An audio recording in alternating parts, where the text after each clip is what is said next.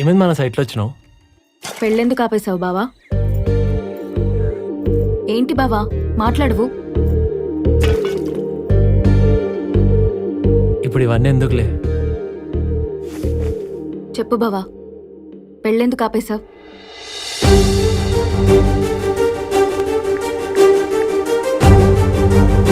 మీకెవరికి అర్థమైతలేదా? నేను పోయే జాగల ఆనందం కోసం జీవితాంతం జాగరణ చేయాలి. అది అత్తగారిల్లు కాదే, జైలు. నీకు ఇష్టమైన ప్రపంచంలో అమ్మ నేను ఉన్నామనుకున్నా మానస. కానీ మేము ఉండడమే నీకు ఇష్టం లేదంటే తీసుకోలేకపోతున్నాం. మా అమ్మ ఒక పిచ్చిది, తనకు ప్రేమించడం తప్ప ఇంకేం తెలియదు. నువ్వు మీ నాన్న చూపించిన ఒక మంచి సాఫ్ట్వేర్ పిల్లగాని చూసి పెళ్లి చేసుకో. నేను కూడా నన్ను మా అమ్మని అర్థం చేసుకునే ఒక మంచి పిల్లని చూసి పెళ్లి చేసుకుంటా.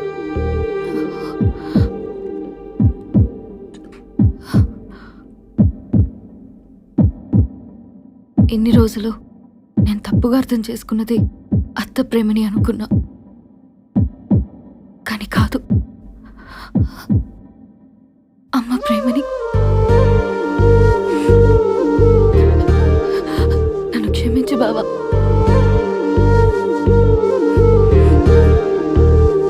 I love you.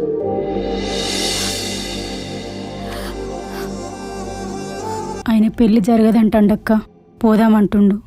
పోతామక్క. పదవదిన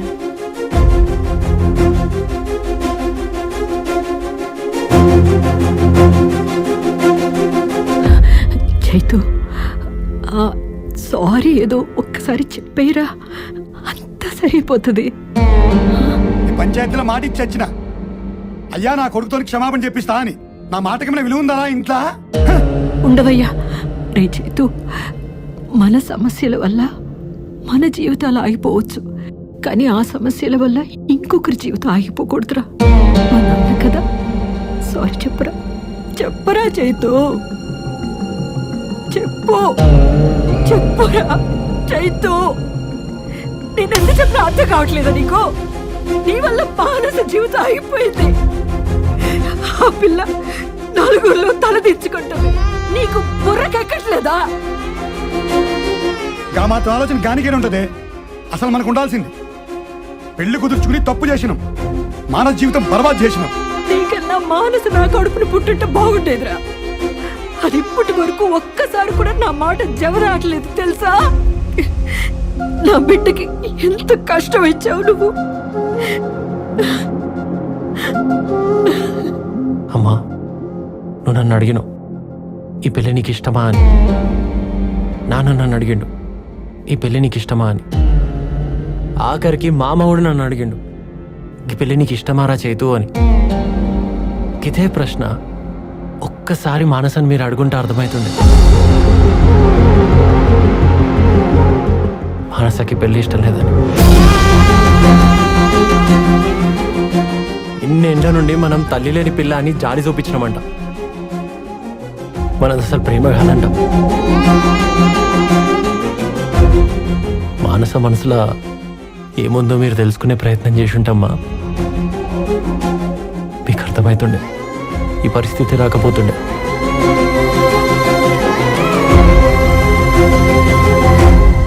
పదవే వెళ్దాం. యాడికి పోయేది? మీకెవరికి అర్థమైతలేదా? నేను పోయే జాగల ఆనందం కోసం జీవితాంతం జాగరణ చేయాలి.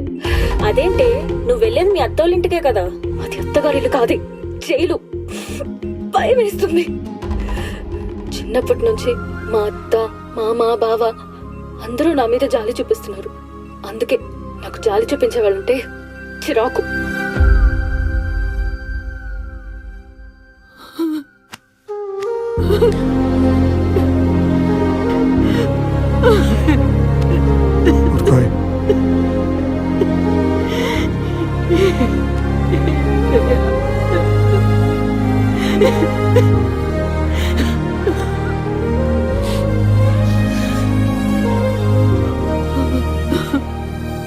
నా ఇంట్లో బతుకమ్మ అయితే దాని చేత దీపం పెట్టించిన, నా ఇంట్లో బోనాలైతే దాని చేత ఎత్తించిన.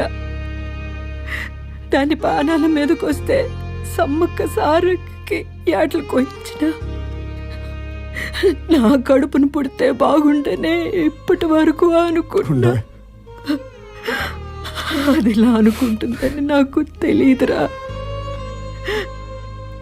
నేనే దానికి అమ్మననుకున్నా. నా ప్రేమని జాలిగా ఎలా చూస్తుందిరా.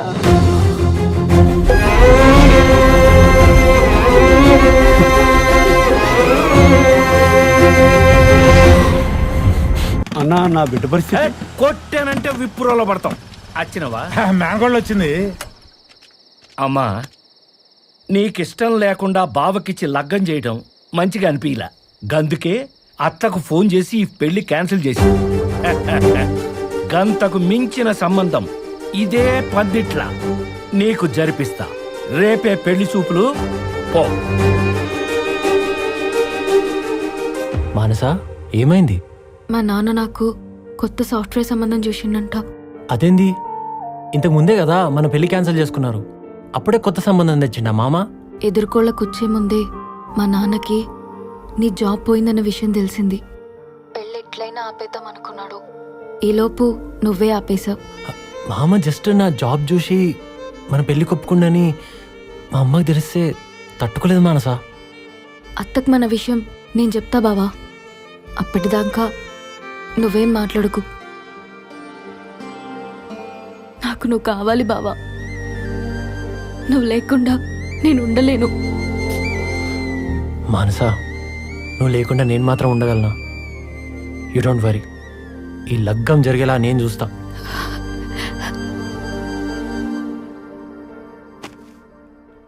అబ్బాయి గారి పేరేంటి? Is delight Divakar. ఏంటి డెకాయిట్ దివాకరా? కొంచెం ఎలాబరేటెడ్ గా చెప్పయ్యా. ఓకే, డెలాయిట్ డెలాయిట్ డెలాయిటా? ఈ డొక్కడగడెవడు? నన్నేనా? నిన్నే. మీరు చెప్పారు కదా సార్ డెలాయిట్ సంబంధం అని తీసుకొచ్చాను.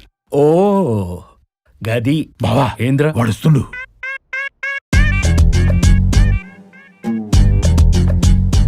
ఇప్పుడు ఎందుకు వచ్చినావురా? కంగారు పడకు మామ. పెళ్లి క్యాన్సిల్ అయినంత మాత్రం నువ్వు నా మామయ్య కాకుండా పోతావా? అది నా మరదలు కాకుండా పోతుందా? వచ్చిన సాఫ్ట్వేర్ ఇంజనీర్ ఒరిజినలా ఫేకా తెలుసుకోవడం నా బాధ్యత కూడా కదా. టెస్ట్ చేసి పోదామని వచ్చిన. ఏడు చెప్పింది కరెక్టే. నువ్వేం కంగారు పడకు. వీడు వాడిని కలిగితే వాడు పారిపోకుండా ఎరగనిచ్చి పట్టుకుంటా. నువ్వు బదా. కూర్చో.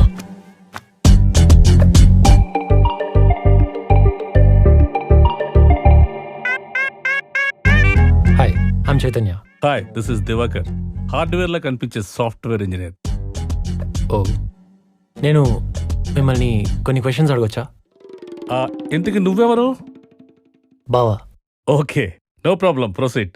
సాఫ్ట్వేర్ ఇంజనీర్కి ఉండాల్సిన మొదటి లక్షణం ఏంటి? లక్షలు సంపాదించాలన్న కోరిక ఉండాల. ఏం డాడీ? ప్రభాస్ లో చెప్పినావు. అంతే. లోకంలా ఇన్ని ప్రొఫెషన్లు ఉన్నాయి కదా, సాఫ్ట్వేర్ ఇంజనీరే ఎందుకైనావు అని. ఏంటి బ్రో, ఇది చాలా సింపుల్ క్వశ్చన్. ఆహా. సాఫ్ట్వేర్ జాబ్ రాకముందు జిరాక్స్ షాప్ లో పనిచేసేవాడిని. సాఫ్ట్వేర్ వచ్చిన తర్వాత ఆ జిరాక్స్ షాప్ లోకి వచ్చిన పేపర్లన్నింటినీ డబుల్ జిరాక్స్లు చేసి రాత్రి బౌలు నేనే చదివేవాడిని. ఆహా.